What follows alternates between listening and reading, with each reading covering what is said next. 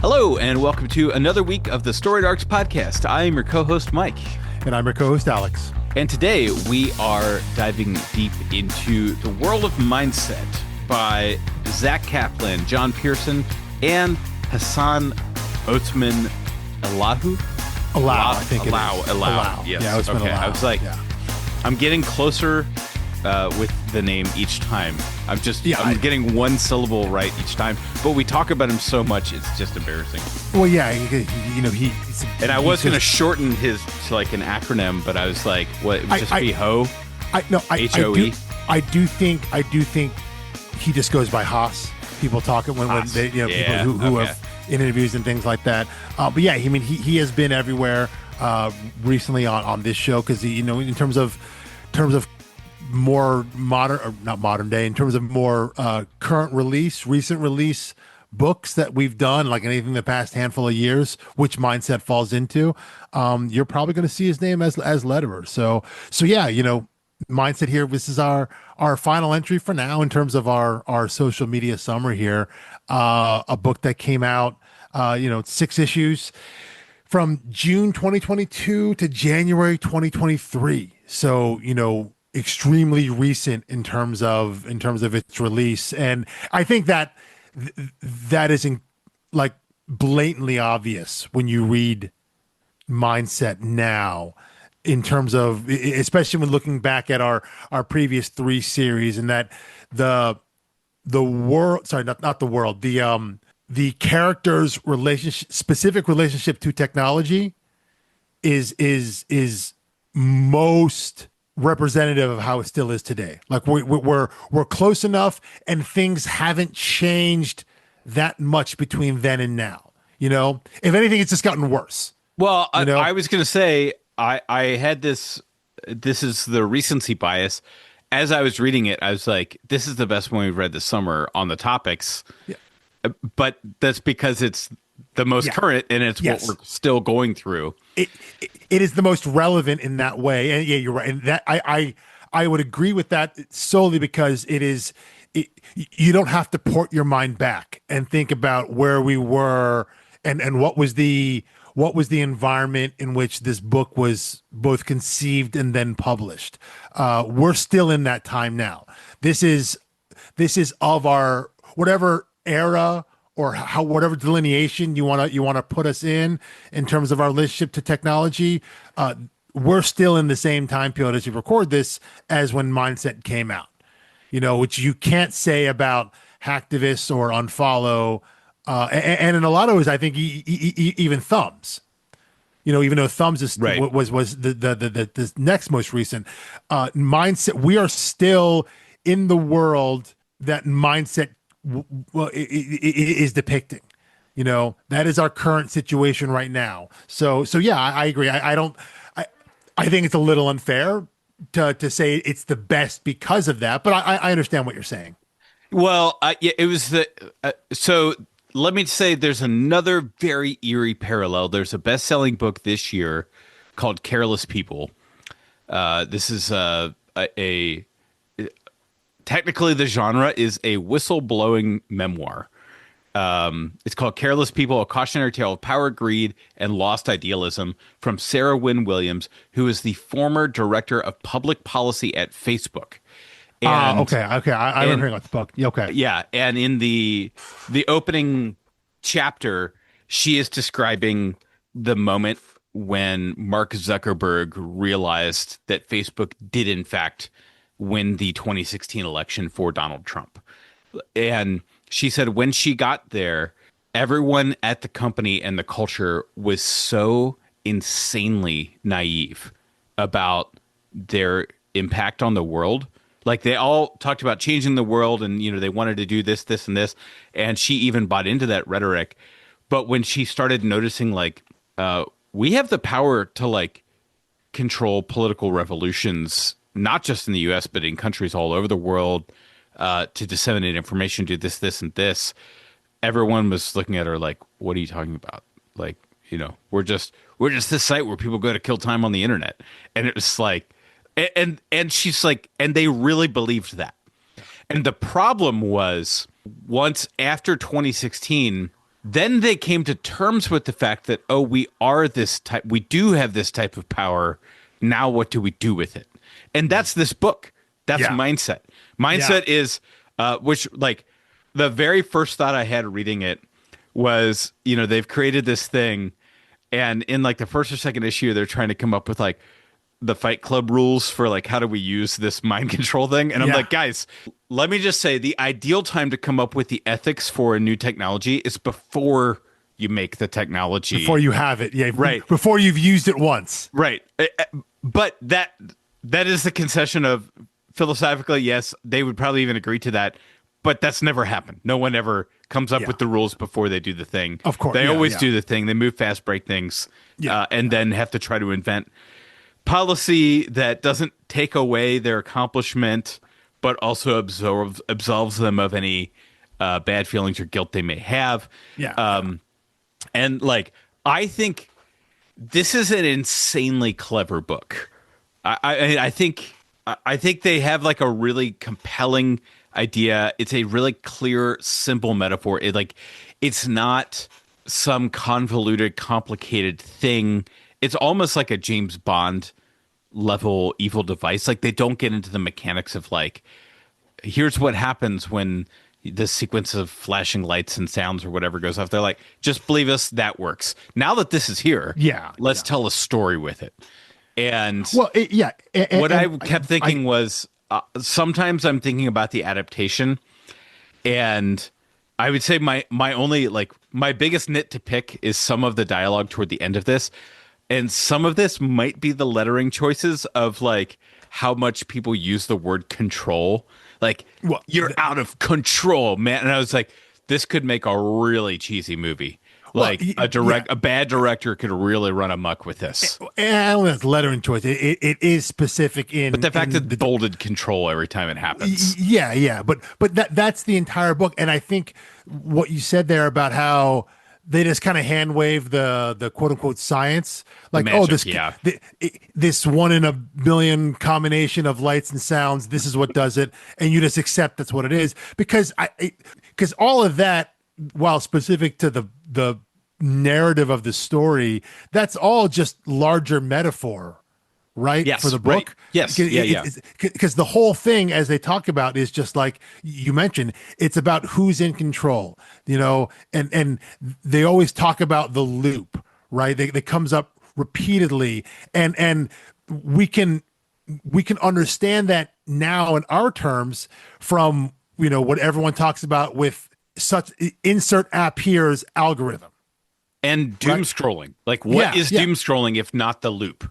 Yeah, yeah, yeah. But the idea that like if you start a brand new account on YouTube or Instagram or whatever, right? And you start looking for things that you like, the algorithm then feeds back more things that it thinks you like, which you keep watching.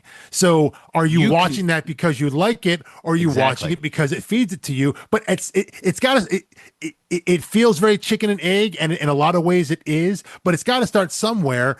But at some point you lose control, and that's what this book is all about. And they're just using their app, their magical technology of mind control to represent that. But you can just clearly see that, even though presumably we don't have that on our phones now, but there's still this idea of being caught in a loop. The words that are repeated over and over again. You mentioned control. The other one that's repeated over and over again is influence. Right. So are you being controlled by this? Are you being influenced by it? Is there a difference in that? And in the end, does it really matter?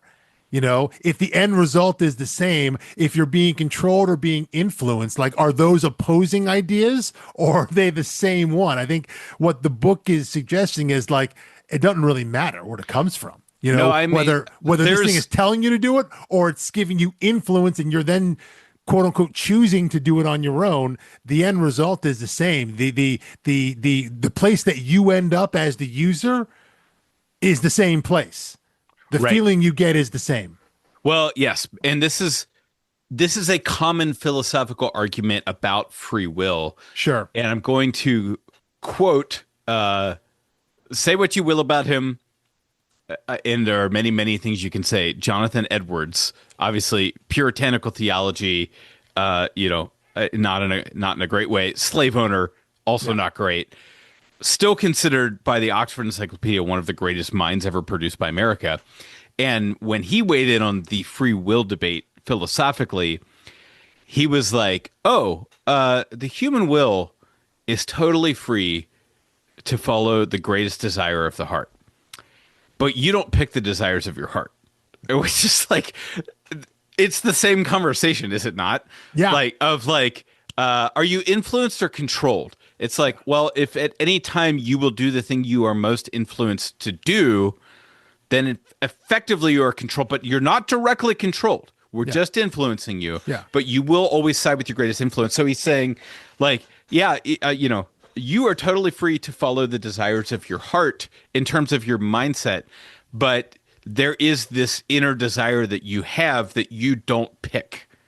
And that's the problem. And if you are able to tweak people's desire, then you have effectively created control in a sense. Exactly. Yeah. And the thing a thing that they repeat, in their, once the mindset app launches and they do their PR tour and all that stuff, one of the lines they keep saying was like, once you're being influenced, you can break free from it, or something like that, right? That idea, that kind of just like PR spin BS they throw out there, is like, if you're self-aware that it's happening, that means you can stop it.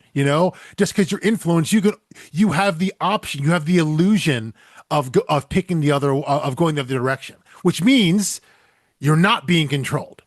That's their selling point, right? Like, if you know that you're being influenced and you have the option to pick go the other direction, that is evidence that you're not being controlled. Like which is a fallacy, which is not how things work. But that's the illusion. That's kind of like the facade that they're throwing out there of the difference between influence and control. But yeah, it ultimately comes down to the same thing. Right. Yeah. The end result. I said the end result is there, but that this book is grappling with that idea. And I said I think you said clever early on. Yes, I think it's very clever. Yeah, I agree with that. I like that description of this book, because I think as a metaphor, I think it works. And because we're reading it right now in the same time period in which it came out, there's a level of like, oh, every part of this feels completely real. Like nothing. To me, it's the most digestible version of understanding what's happening. I like that, and who knows, maybe, like, there are parts of Hacktivist and parts of Unfollow and even parts of Thumbs that you read now and you're like, okay, you can feel how it's dated. You can feel how that, like, oh, this is what they thought things were going to be like, or how we thought things were, but now we know they're not really like that. That's not how it goes. And maybe, who knows, down the line, in a handful of years, we'll feel the same way about mindset. But right now, because it is so contemporary, there is the digestible. Another great, the idea that it is a really clear explainer in terms of how our relationship to technology, specifically to our phones and social media and everything about how we present ourselves digitally online, all of it rings so entirely true. Like there are no false steps in this, in terms of how we see ourselves in this book now. So, in a handful of years, there's some space and there's some other gigantic change in the technology landscape. Maybe you won't feel that way, but right now, this book isn't prescient. This book is 100% current. Well, yes, like obviously the big shift will be what the AI version of this does. Sure. If there's not, so how are we going to say this character's name? I was saying Eaton, I was saying Eitan. I was saying Eaton or Eton. Okay. I was going to say Eitan would be the only other thing I could think of, but that just doesn't sound like a name. Yeah, I settled on Eton eventually, like, Okay. stress on the second syllable. But I'm not going to even remotely try to claim that's correct. Fair enough. Yeah, I think It's tough to guess one way or the other, but Yeah. Eton, very. So if you replaced him with an AI that somehow had a benefit of like trapping people and looping people, like he seems to only use like looping tricks on people as a last resort. Like he's stubborn and he's going to get his way, but he's willing to try to reason with you first. Whereas I don't think an evil AI bot would even try to appeal any other way to you first. It would just immediately snap you into a loop Yeah, yeah, yeah. because he has some degree of restraint, which I think makes is basically the only thing that makes him an interesting character. Yes, but ultimately, He's the Bond villain. he is. In the end, again, villain is tough. I don't think there are no one's got their hands clean here. I think he is shown as being the most ruthless is the word that comes to mind, but I don't mean that in like an aggressive, violent way. I mean that in just terms of like, I guess you said stubborn, but yeah, he's the most driven in terms of like, this is the end that I want to get to, and I'm going to do whatever it is because now I have the means to do whatever I need to. He is Yeah, he is the one who is least concerned about any collateral damage, I guess is what I'll say. right. Well, that and he has the magic wand to get rid of any collateral damage. Yeah, yeah, because he's the one most willing to use it in a way that benefits him in the moment. You know? And that's not really even a shift for him because when they're having the ethical conversations early on, he's like, Yeah, ethically, we do what we want now. yeah, yeah, Like, and whatever we say is good for the world is what's yeah. good for the world Yes, because we can convince everyone of that. exactly. Like there is no right and wrong because we can make everything right. You know, at one point the Dave they're in a car, right? And he's like, "Is this your car?" And he's like, "Yeah, it is now." You Right. know? He's like, yeah, the security guards gave it to us after we Yeah, after we did this yeah. to them. Yeah. Did It's we like, steal it? yeah, No, we didn't steal it because the guy gave it to me. He let me have it. And you're like, okay, well, but okay, yeah. but at It's that point like you're I talking. think we've all had that friend, and they're just the worst. Yes, yeah. Um, Except this guy can actually back it up because they have the technology for it. He's not deluding himself into thinking the guy gave him the car. He just made the guy think he actually did, and so he convinced himself. Well, I didn't. Yeah, I didn't steal it because he gave it to me, ignoring what his active role in making that happen was. But yeah, at some point, talking to someone like Eton or whatever, it's like it's just talking to a brick wall. It's not going anywhere because everything he can bring everything back to. Well, yeah, I mean, we said this is what it is. This is what happened. This is what this guy told me to do. Because I made him do it, or I suggested that he did. But because he signed off on it, then we're all good. We're not in trouble. And that's obviously like super dicey. But he's the one. I think for a book like this, you have to have someone who, for the majority of the book, is on that side, right? And then right. you have to have the Dave character who's on the other side. Even though we find out more about Dave's character in terms of like what his actual role is behind all of this, and the idea that he kept basically flashing himself, you know, to the point where he made himself unaware of his own actions. But for the majority of the book, you have to have the two guys on the polar end, the polar opposites of, I guess, the ethical scale to make it interesting. Even though they're a lot closer in demeanor and outlook than maybe the book initially presents, but for narrative purposes, you have to have those guys. So yeah, they have to be painted a little more broadly, so you have some sort of conflict within the story. Yeah. So okay. So is your understanding that they genuinely stumbled across this, um, rather than like they were working on something related to this and stumbled into it? I I think the Dave Sharp character accidentally stumbled on it initially. Like when you go back and look at the timeline, he stumbled on it initially, set up that initial server because there was that talk about how early on how like he missed a lab and there was like a 6 week span where he missed a whole bunch of classes and that's why he wasn't going to graduate, right? And so Right. I think he he stumbled on it accidentally and all by himself started testing it and built that first server and then convinced himself that he didn't remember it and then convinced himself in a way so he could stumble on it again with his friends, you Right. know. So Okay. I think the initial discovery, because I think whatever that lab was that he was running, whatever whatever lab thing he was participating in, I think that was a real, as as much as that worked, that was a real lab for a real class. You know, that Right. other students went in there and did the same sort of thing about trying to force themselves to shock that whatever it is. Like, and he happened to stumble upon the one thing that they ended up discovering, quote unquote, later.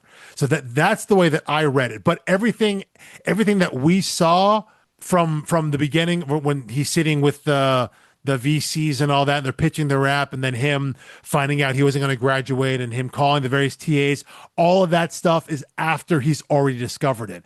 And at that point, I think it's fair to question that he's under some level of control. It's just that it's his control. Right. Okay. That he's convinced himself that this is the path that he should be following, and he doesn't know why he's doing it, but you know, he knows that he needs to call these TAs. He needs to get his friends to go to this thing, and they need to do the, you know, like these. He doesn't know why he's suggesting we do these things, but this is the path that he's going to follow. Okay. Yeah, Th- yeah, yeah, that's fair. Also, uh, uh, uh, well, I started to pull up my list of quotes that I saved because I do think there are a lot of great quotes in this book. hmm But since they're screenshots that I took, or well, rather pictures I took of a physical book with my phone, um, I thought, hold on, pause. Let's take a moment. We have not mentioned the art yet, yeah, um, yeah. which is it is some wild art, some crazy paneling. I was gonna say that the paneling jumped out to me number one. Yeah, Yeah. Um, so I love the art. Like, I think I objectively just love looking at it. I will say sometimes the paneling felt too creative for the sake of it, to the point where, you know, in the trade edition at least, there were times where I wasn't sure when it's like you know, a 9 panel box on each page if I'm supposed to read the double spread like that splash. or Yeah, yeah. there. And there was more than one instance of that.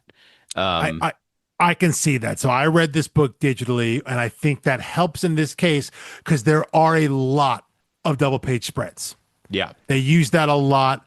And I think part of that is they were having some fun, maybe a little too much fun. I can hear that argument about the paneling, because yeah, there are definitely times where whether it's an intentional story choice or they're just trying to flex a little bit, where John Pearson is trying to be like he's I, I don't know how much he's influencing, like what his, how much is in the script and how much is his choice in terms of how they lay the page out. It does feel like sometimes that he's just flexing a little bit to be like, watch how crazy I can get this. And maybe it's supposed to be disorienting. I mean, from a actual line art standpoint, I love how various panels and on various pages, you can get like pretty hyper detailed faces with less detailed background moving into just like more abstract caricature drawing, to where some panels are just like black and white sketches, pencil sketches, you know, Yes. how it loses color. So I love all of that change, how some characters are just in silhouette, you know, Well, and and the fact that like the paneling looks like it looks like there are pieces of like cardstock cut and laid over to separate. Like it feels like the whole thing was done on an artboard, even though I feel pretty certain this was done digitally. yeah, that's what you're talking about is like sometimes the silhouette effect, right? where where a character will just be in white with a black outline. Yeah, you're right. It looks like it's laid over top. And the focus is whatever's in the back on the person who that person is talking to, or whatever it is. But yeah, they use those effects, and I think it's done. But even specifically, I'm trying to hold up like that right there. The fact that it looks like it's coming off the page. Yeah, and it looks Like textured sometimes. Yeah. well, yeah, like the paneling lines look like they're glued on, and like if I like I looked at this picture I took of it, and I actually didn't pay attention to this when I was reading it, but I was like, wait a second, is there like something 3D on that page? And I like flipped back to it. I was like, no, it's all flat. It is just stunning visually. Yeah, and the way, not just how the panels are laid out, but sometimes how panels are bordered. They're bordered differently on the page, from other panels singled out. So there's a lot going on there, and I can hear the argument that maybe it can get a little too busy at times, and maybe it is too clever by like a third. I think some of it though feels like the it's always sunny, like it's all up on a corkboard, like explaining everything, and that is the storytelling device.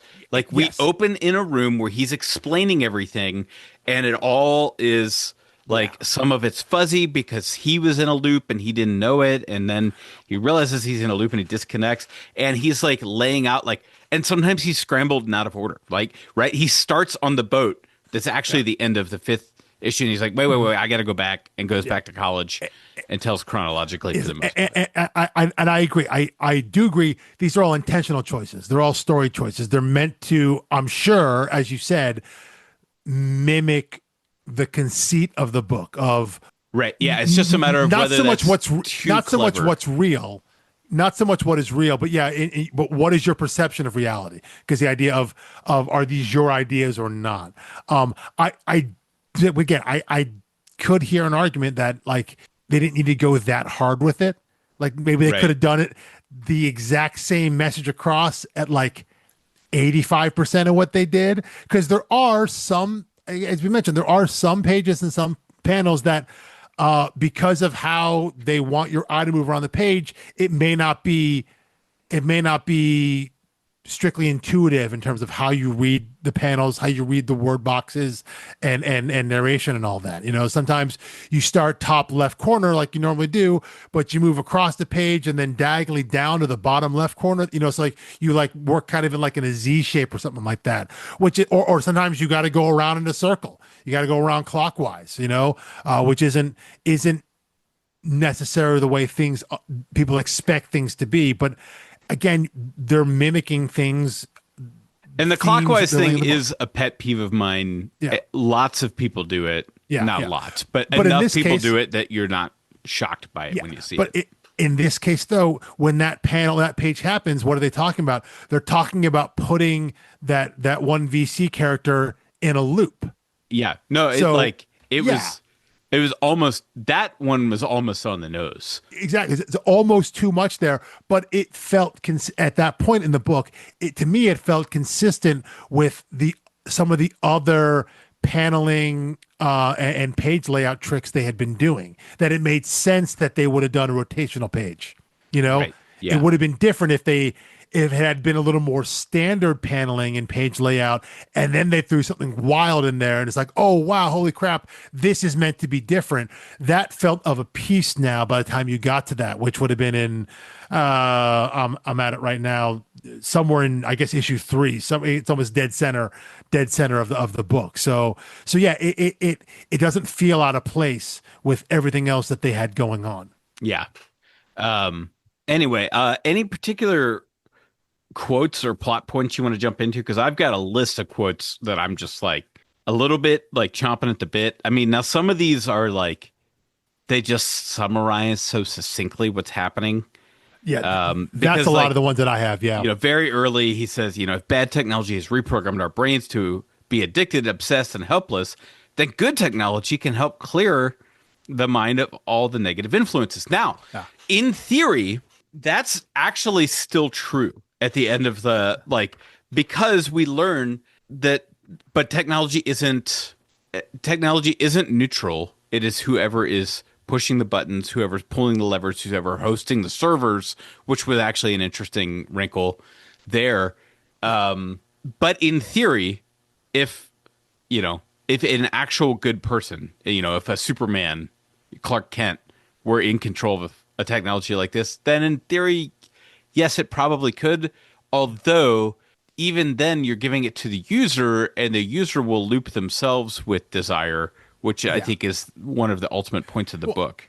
I think that's an interesting point that ties back into our discussion from 2 weeks ago with out of thumbs, because the basic premise of thumbs is that technology is neither good nor evil. It's the user. It's the person behind it. That in technology is not inherently evil. It's the people that make it and the people that use it that affect what technology is and how it's perceived. Um, and so yeah, but I couldn't help but read that line, and the thing that came to my head is, only thing that can stop a bad guy with a gun is a good guy with a gun. Well, that is a little bit of it, although You know, I think, yes. So I think we're probably tapping into my inherent optimism of yeah, like, well, the genie's out of the bottle. yeah, So well, either technology is all intrinsically bad and we're just totally screwed, mhm, or there's got to be a way to rein in yeah, this force for good. It may require a certain level of personal discipline that mhm, most of us just don't have, but yes, that will be the next level of human evolution is whoever can master their attention span mhm, will be the one who can control themselves, yeah, which is what he ultimately has to do, right? Like, yes. luckily for them, it's a little easier. I wish not looking at my phone for 3 hours and 14 minutes would break the cycle for me. That is Um, yes, yes, yes, if yes. only it were that simple. Yep, Um, yep. but I'm like, shoot, I'd like go on like a little vacation or something where you don't really have reception, and I'm like, yeah, I'll just put my phone down. As soon as it's back, I'm like right Right back up. into my Yep, old rhythms. yep. Yeah, my only hope now is that I keep threatening, which I think I mentioned before, that I refuse to buy a new phone as long as they're pushing AI as a prime feature of phones, which means if I need a new phone, I'm probably going to a flip phone, which might actually be the best thing for me. I just don't like it as I get older because then it looks like I never made the switch to smartphones. Well, It's like, oh my you gosh, he's become so old, you he's become using a flip phone. you become that guy now. Which may Yeah, or may but not there's be a a bad lot of thing. that guy now. That is I true. mean, There is. like that is a growing number, and I know people younger than me. I know like Gen Z people who have gone away from smartphones. Yeah. And I think it's like it's not that don't love their phones. It's like David Foster Wallace didn't own a TV, and this Rolling Stone reporter was like, "Oh, you don't like TV?" He's like, "Oh no, I love TV. Like if I had one, I wouldn't do anything else. Like I would not have written any books if I had a TV in my house." He's like, "It's not a holier than thou thing. It is like." It's like an alcoholic not having alcohol in the house and Hmm. saying, "Oh, you don't Hmm. like beer?" It's like, "No, I love beer, Yeah. um, Yeah. but I can't have it." Um, Yeah. and I Yeah. think Yeah. that's kind of what it is. It's not about having one drink. It's about having 20. So Right. Um, yeah, it is. I mean, that it would be in a way. We talked about how this book and this story is kind of the most accurate depiction of where we are now with our relationship to technology. And I do think maybe that the one drawback is what you just said, the idea that because they made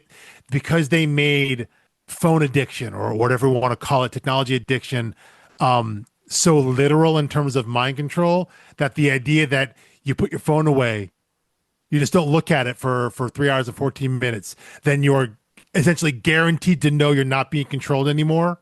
And right. You're not being theoretically, at that manipulated by moment, outside forces. you know, Now it's just internal well, forces. But there's specifically by inertia your to that. phone, yeah, Right. there is, but the idea that there is a specific point, be like, if you do this for a certain amount of time, then in that moment you are certain that you have a clear mind to make a choice.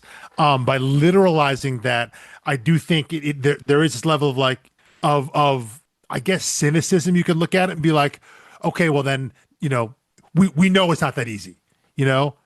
that Right. Well, they've shown a metaphor for our real world and then given it a solution.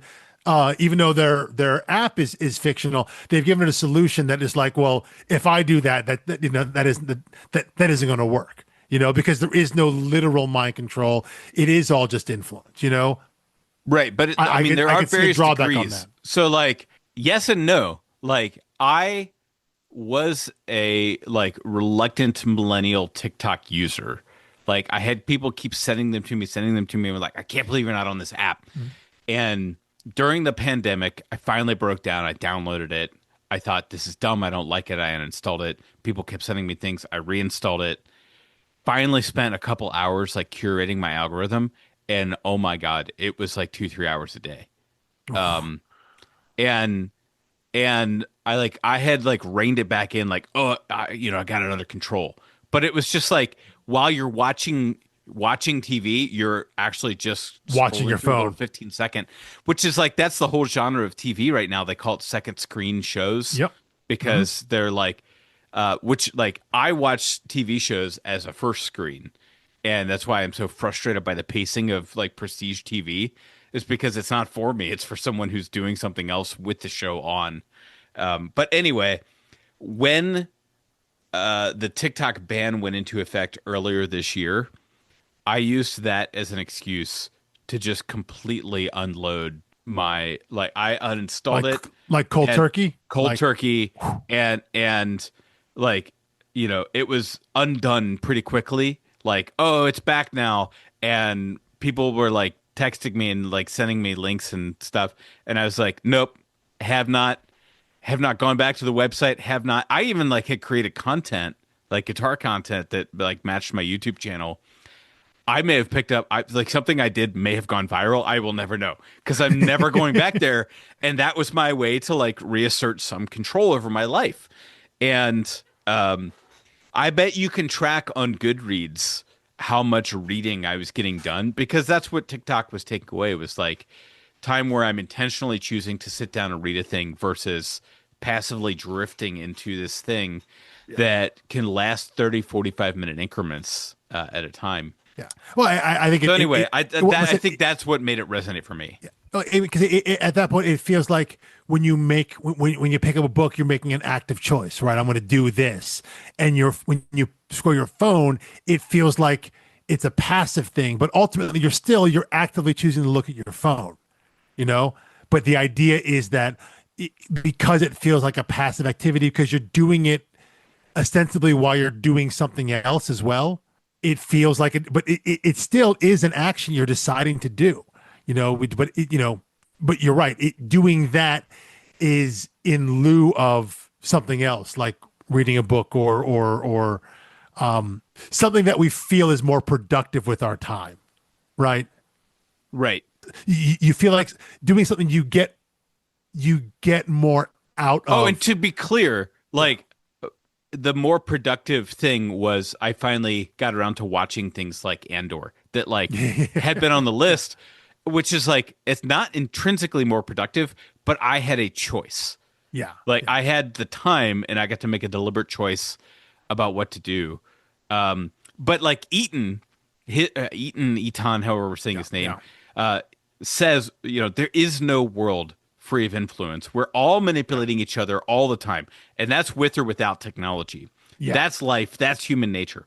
Only by acknowledging the influences can we be free from them, which I think is getting perhaps a little Buddhist in like A little, yeah, acknowledging every yeah, attachment in order yeah. to be detached, Free of which it. is Yeah, actually like super on brand for Silicon Valley, is to kind of get into like not a pure Buddhism, but like a neo Buddhism a type thing. neo Eastern. Yeah, Yes, yeah, yeah, right. sure, sure, Something like sure. a hybrid.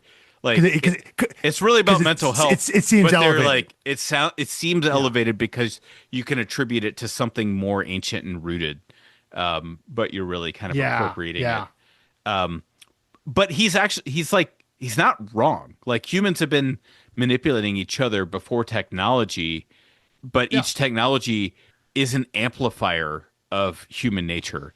And that's what we saw with the printing press, and it's what we saw Hmm. with radio, and then with cable TV, and then with the television, internet, and and now then the with the internet. Yeah. smartphone. Yeah. And it's Yep. like, Yep.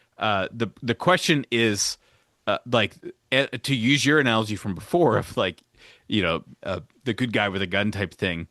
It's like, well, people had hunting rifles back in 1776. It's like, right, but they weren't spraying 80 bullets a second. You Yeah. know, Yeah. that's the difference. There is a difference of scale, and there has to be a reasonable cutoff line, in what civilians can and should be using in terms Yeah. of what is safe for them to be around other people with. And I think that's probably the regulation conversation around technology at some point. It's like, this like censorship on Facebook or something like that, because it's like, well, you can't, people sit around and spew conspiracy theories in pubs all the time. It's like, right, but there's 40 people in the pub at a Yeah. busy time, and Yeah. half of them think you're crazy. There's five people listening to you. You can say Exactly. Yeah. whatever you want with five people Yeah. listening to you. When there's an algorithm that will spread what it knows is false information to millions of people for rage bait or reactions or retweets or whatever, that is the machine gun equivalent of a handgun, sitting in the local pub. 100%. The people that conflate freedom of speech with what I'll call freedom of audience, Yes. is like you are allowed, sure, to have whatever thoughts and say whatever you want, but it is not. It does not mean you have the right to say it to where and how wherever you want.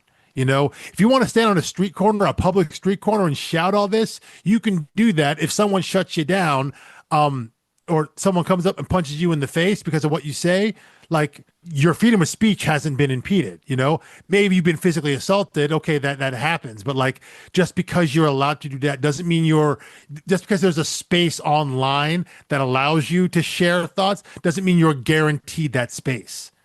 you know Right. and that idea is what you're talking about scale, right? And that's there is some level there has to be some level of reorientation in the way we think about that. And I don't think it, I feel, and maybe this is kind of the cynic or the fatalist in me, in terms of all these books that we've read as we've moved through the past about 10 years, that if there's any light at the end of this, if there's any way we come out better than we are now, it requires us hitting like the absolute nadir, which it always feels like we're getting close, and then like, nope, it's gotten worse again. But like, it feels like we have to hit absolute rock bottom. Like the legitimate worst thing that could possibly happen with social media technology on a massive scale has to happen before there's any sort of reorientation. And that, like, again, may just be the fatalist in me, the cynic in me, that like, we have to reach that low before it's even a hint of a possibility that things can get better. But like, I just feel that's the way it's trending. And I feel like books like this, this idea of it will take literal mind control, like actual physical mind control, not the idea of addiction or influence. But what this book is saying is actual mind control to change the will and thinking of a person for there to be any sort of change and any sort of reckoning on that level. And that's, it's frightening to me Right. on a large scale. Yeah. Oh, it's terrifying. Yeah. And I think that's what the book is trying to call attention to. I think what you have a fair point. Like, they do paper over it with a little bit of an easy solution. Yeah. Although all they did in this book was like mostly undo the person who has their thumb on the scale in a negative way, Yes. Yeah. and mostly try to reel back in the willful manipulation of the mind control thing. Yeah. Like the But their level. app Yeah. is still viral. Well, and that was I did like that at the end, of to be this idea of like, they shut down the stuff that they knew about, the stuff that Dave had set up, and the other thing that the other main server that Itan and everyone had set up and all that, and Josiah and all that. But it's still out there, right? A version of it out still exists. That Right.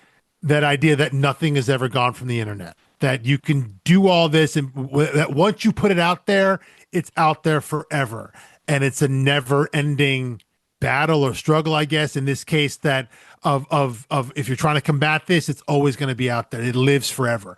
I did like that little bit of a coda to the story that I was doesn't thinking wrap about up all nicely, doesn't this end all perfectly. splash page, which, like, Oh yeah, yeah, to me, this one has a lot of the summative thoughts of it, but like it's the white silhouettes of the person walking, and it looks a lot like the ape turning into a person chart, except it is totally stagnant.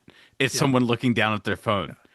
you know that was like his he's given like a TED talk or something like that, right? Or some sort of Right. presentation. Yeah. But he says, Yeah. he concludes mind control is real. Yes.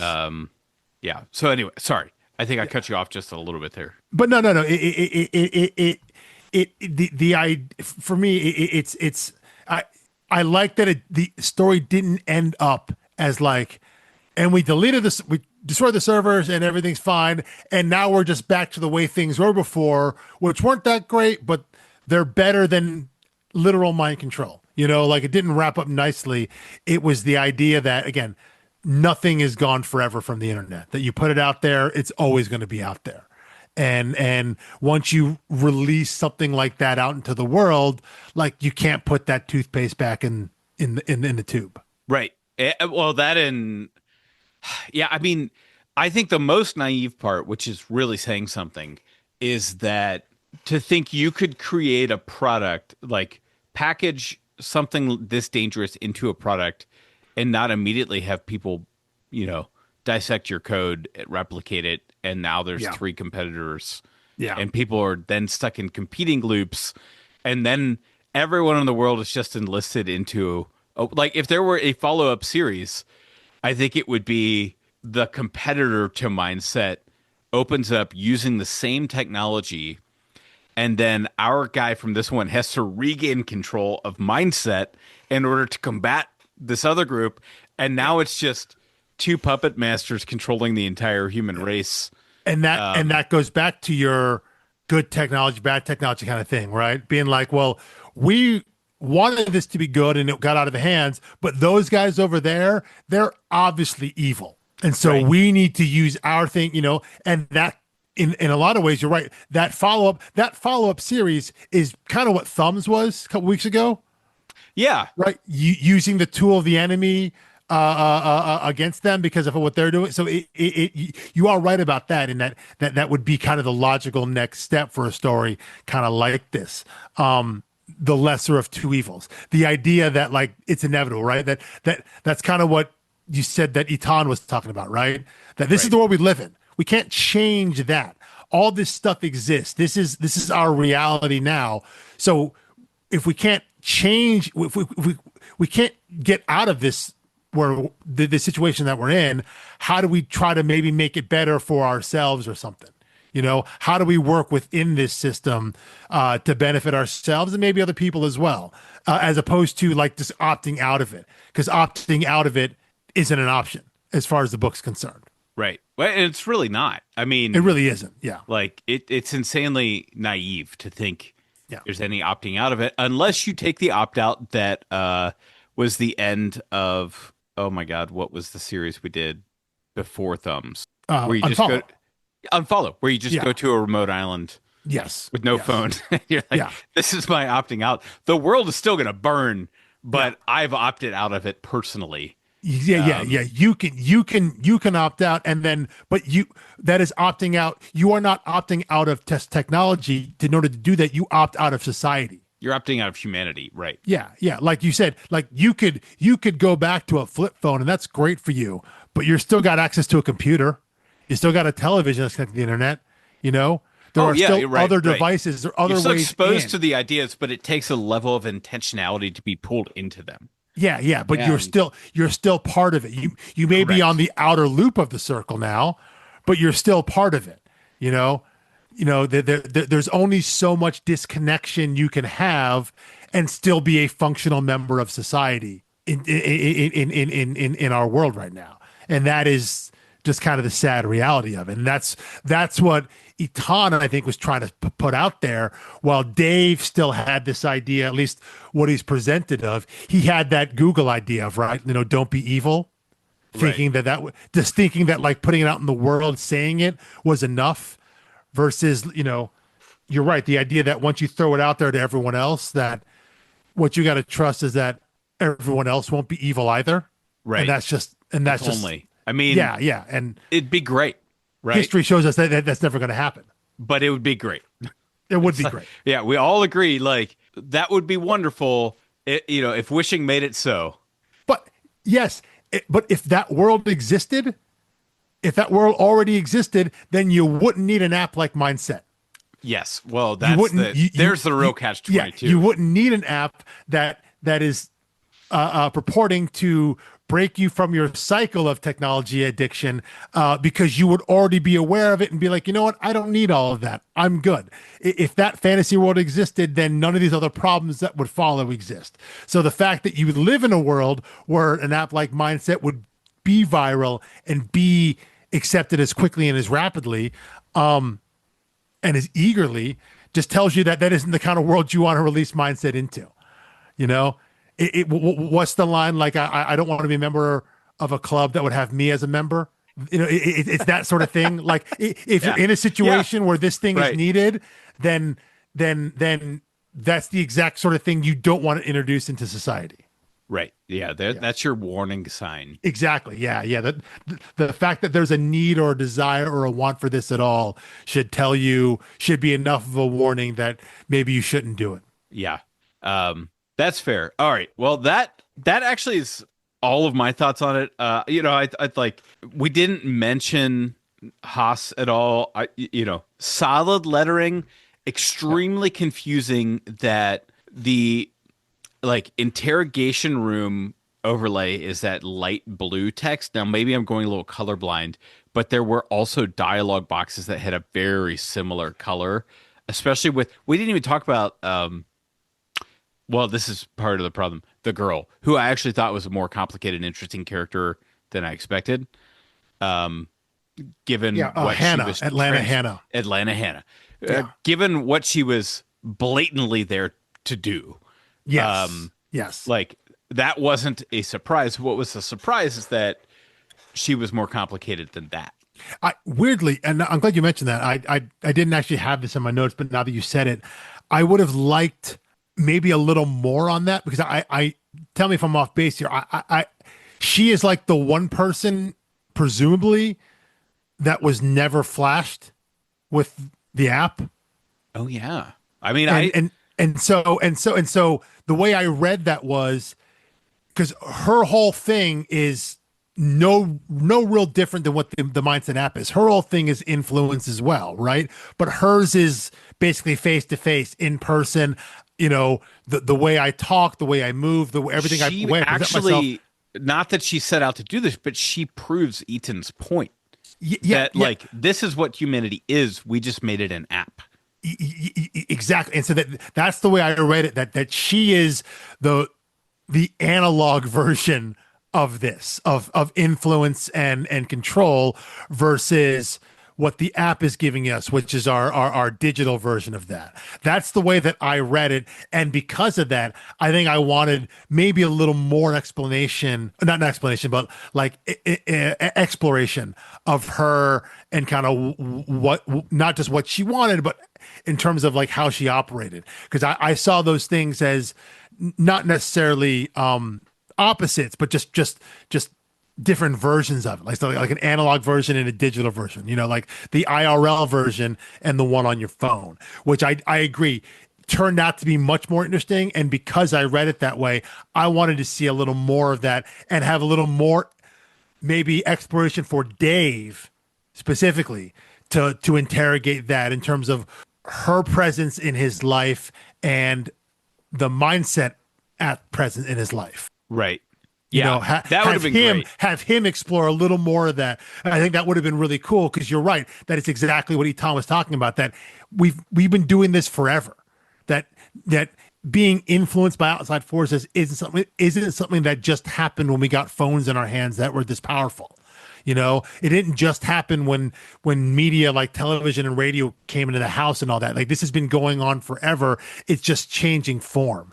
And I would have loved for I think Dave to examine or have the opportunity to examine that a little more in his life. That it isn't just his phone. That it is also this person, this woman that came into his life who is a part of the same society, same circles that he's running in through technology, but she's going about it in a different way.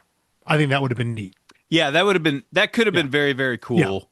Now I'm a little sad we didn't get it, but also, could you have done it credibly in a 6-issue series, or are we now pushing it to a 10, 12 issue Yeah. thing? And is that the sort of thing where like we get the one-off issue that's That's all her about, whole backstory, yeah, And which if I this don't were want. if this were 10 or 12 issues, that happens. If this were 12 issues, That's like, if it were- exactly what I was going to say. If it was if 12 it's a issues, 12 issues, if this were two it'd be a arcs, lock. It'd Yeah, be that's issue 7. It's like, that's what I was going to say. It's the first issue of the second arc. That's exactly what I was going to say. You oh, end we've this. done this for too long. Yeah, but that's 1000% it. So yeah, in this kind of limited miniseries, we probably didn't need that. I think what we got, I agree, made her an incredibly interesting character and a cool variable in this group of developers, of our main characters. Again, kind of thing you talk about, very small, limited cast, right? You don't got to worry about a whole lot of people. It just focuses on this small group, about half dozen total characters throughout the book. But yeah, she ended up being a very cool kind of wrinkle and story element, kind of a wild card in this story. Yeah. Yeah, that was a great character choice. And I think this story without her wouldn't have been great. And I do think Zach maybe has a small nudge of optimism from choosing who the protagonist was. Because I could see like James Tynion telling this story, but we're following Eaton. Yeah. Maybe not Yeah. Tynion. That might not be fair. I mean, I was just thinking there is the Breaking Bad version of this where you're just following the worst person. the Yeah. worst person genius who is rationalizing all of this to themselves and watch them pull everyone else into their orbit. Yeah. There, yeah, I agree. There is a version of that. I do think there is a little bit. I think the way the book ends shows that I think Kaplan has a little. He's writing to a little bit more of a, of a hopeful potentiality. Yeah, and I think his maybe comes from what he said of like being able to name the problem Yeah. and the influence is well, I think Eaton's wrong that doesn't solve it, but that's certainly the first step. Right. in Well, solving it. I mean, go to any Addiction Anonymous. Yep. So, What's step one, right? Yes. My Step name is one Mike is and I'm admitting. Is admitting there's a problem, admitting in having that level of self-awareness. So yeah, because you're right, you can't change, you can't make a change in anything until you accept that a change has to be made, until you're aware of that. So yeah, they're 100% right about that. Now what their step 2, 3, 4, 5, 10, 12 is, maybe it's a little suspect in terms of how they go about Yes. addressing the problem after that. But it definitely starts out in a way of yeah, that this is we got to start somewhere, I guess, is maybe what he's saying. If we're going to break any of this cycle, if we're going to make any sort of change, we got to start somewhere. And maybe this is as good a place as any. Yeah. And I think that is an upbeat note that doesn't feel like because I think sometimes a writer will try to put an upbeat button on something where they just go darker and darker and darker and darker, and then it feels very unearned or lazy to put like a happy tag at the end of it. Sure. And Makes that sense. wasn't this. I No, do no. feel like we had a character who was consciously resisting evil the entire time, but had not fully reckoned with what the evil he was confronting was. Yeah. And at the And end, even it confronting felt that like maybe an earned optimism. listen, and even confronting that maybe he was potentially a little evil himself. Oh, yes, unknowingly, right. unknowingly. Yeah. The kind of a combination of things. Yeah. Yeah. So anyway, it's always like it's endings are hard. We say Yeah, that all the time. That being said, I think he set himself up well to not have the burden of like an epic ending. sure, This story sure. didn't need one because it never really got that out of control. Like the worst thing that happens is your main character gets falsely accused of murder, Yeah, which in the scale of story we're talking about, where they're mind controlling billions of the users, people. Yeah, yeah. that's It's just actually a relatively low stakes situation. yeah, yeah. Ultimately, it's about this guy and his life, Right. less so about what potential havoc this app and this technology unleashes like on the world. So yeah, it is a smaller story. There, I do find it a little interesting that because one thing we've been talking about over these past handful of weeks here as we make our way through these books is the idea of kind of where these books leave us thinking we're going to go. And I do find it interesting that our most contemporary book, sorry, I keep saying contemporary, the most recent published book to where we're recording now, depicting the the worst version of technology that we have right now, still ends on a note of like, hey, there is a way out of this, you know, and that maybe seems potentially plausible. That it's not all darkness of just like, well, the world sucks and that's where we are, you know. Although there is like, well, what you were saying is like, there is the personal way out, but they don't Yeah, present a societal way out. yeah. Okay, I But guess maybe that's that's true. the best we can hope for. And maybe it is. Maybe it is. Maybe it is. Well, maybe the idea of like your personal way out is not what Courtney did in Unfollow, where you just bamf out of society. Your personal way out is changing the way that you think and behave about technology. And maybe if everyone does that, or if enough people do that, that's what changes. It's that sort of thing. It's kind of the personal responsibility thing, I guess. I don't know if that's the right analogy or not. But the fact that this book doesn't end all doom and gloom about society and technology, I think is interesting because a book's coming out now about the world we live in now. I think that's a pretty easy way to go. Just to be like, yep, everything sucks and it's going to suck forever. Right. Which is like, what's even the point of getting out of bed and writing that story? Yes, that is true. Like, That is we true. already But know that. That's yeah, why most of us aren't getting out of bed. Uh, yeah, yeah. We're living that every day. right.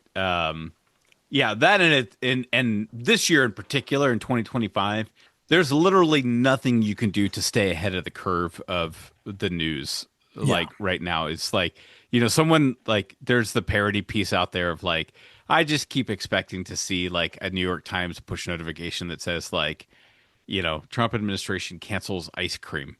Yeah. And like they get rid of like rainbows, sunshine, and happiness. It's these are just shorthands for what's actually happening. Yeah. But it's Yeah. just Yeah. like Yeah. at this point we're just so numb to everything that it's like, yeah, nothing can surprise me anymore, which is always a dangerous place to be in because it can always get worse.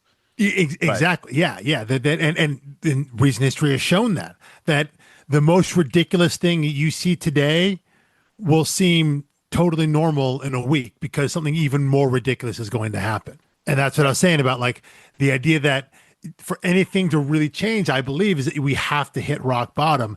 And the idea that we aren't at rock bottom yet is what's terrifying.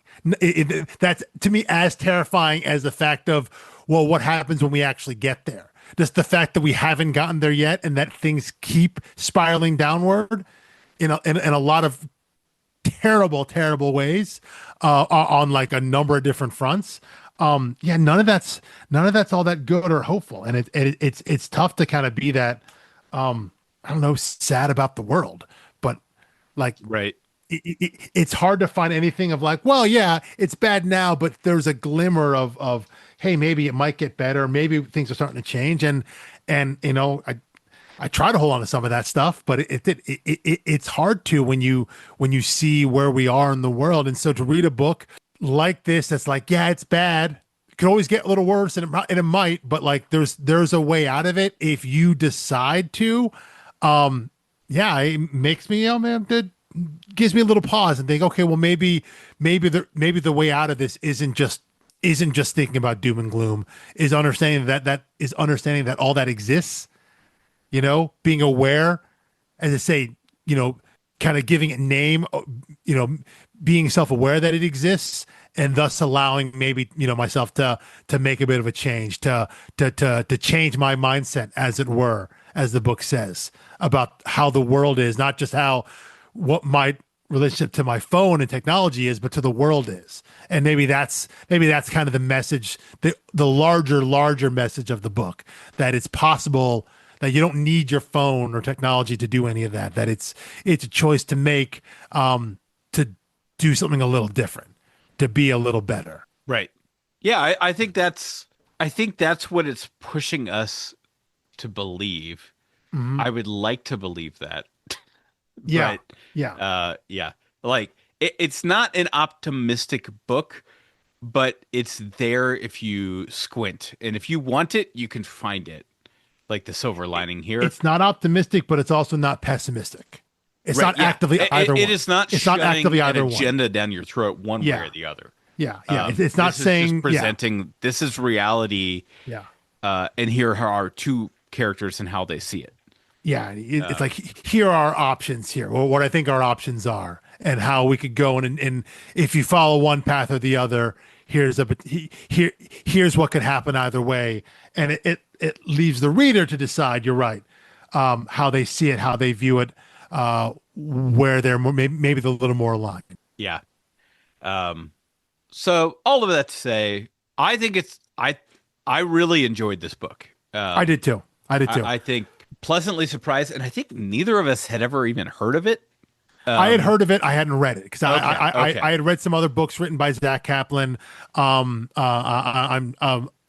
some I just don't even know where the vault section is of my comic shops. Yeah, yeah. A lot of times it's just kind of like in the other section there, but that's a lot of places, So I was aware of this book, but I hadn't read it.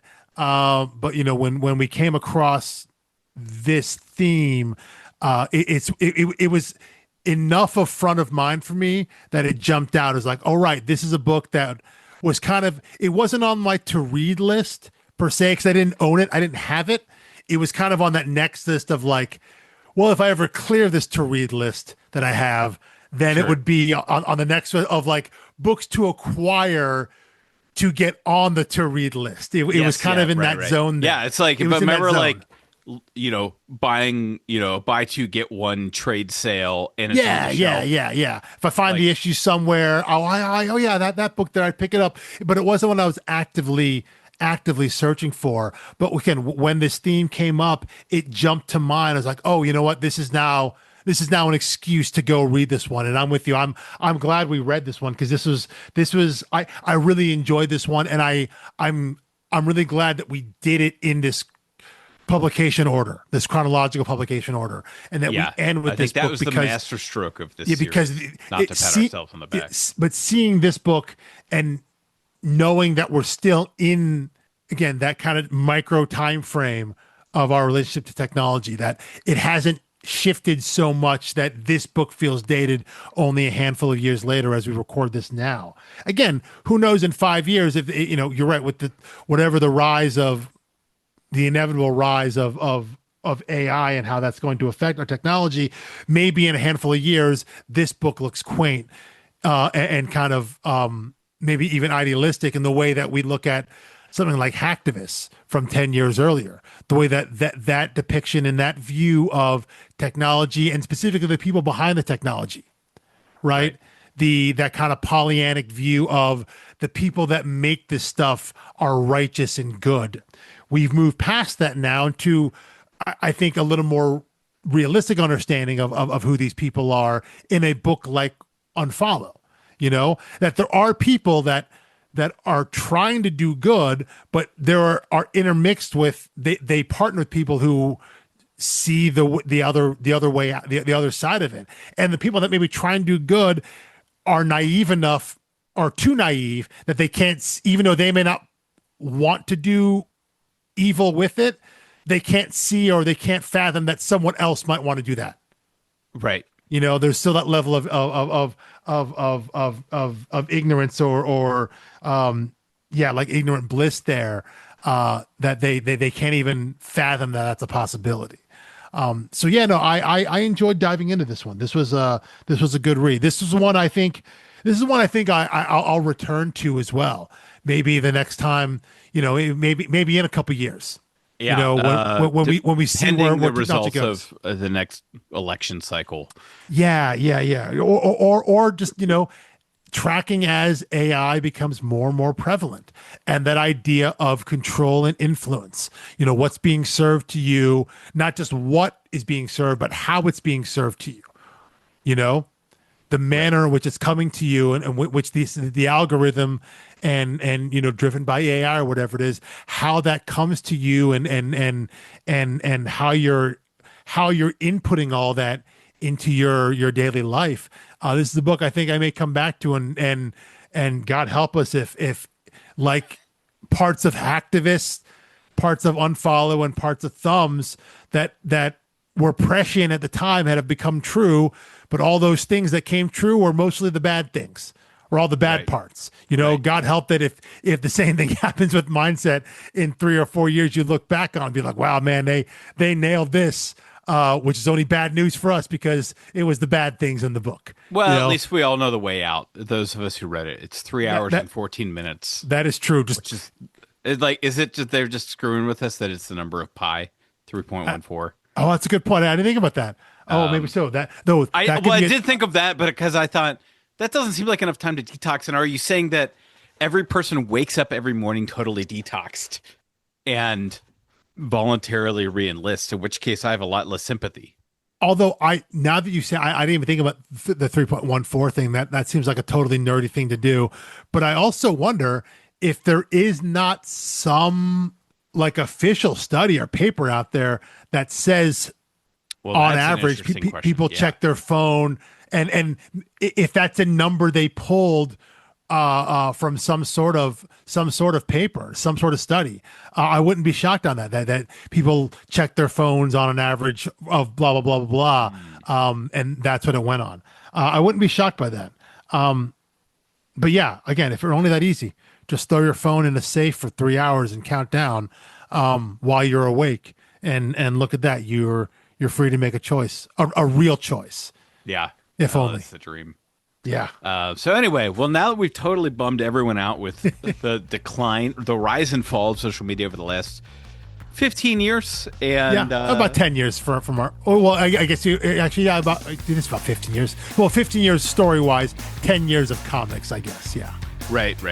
But yeah, it's from 2019 to 2023 was like 6 months. Yeah, so cool. it's Yeah, like, yeah. There's the time Barely been a lag in year. there. So anyway, we will see you back next week with a new introduction for a new series to let you know what we'll be reading next, to get you ready for that, get you hyped. It will be a spoiler-free preview. In the meantime, follow us on social media, which we will now continue using despite our better judgment. Yeah. And you can always find us at storiedarcs.com. Thank you for listening, and we'll see you next time. Peace.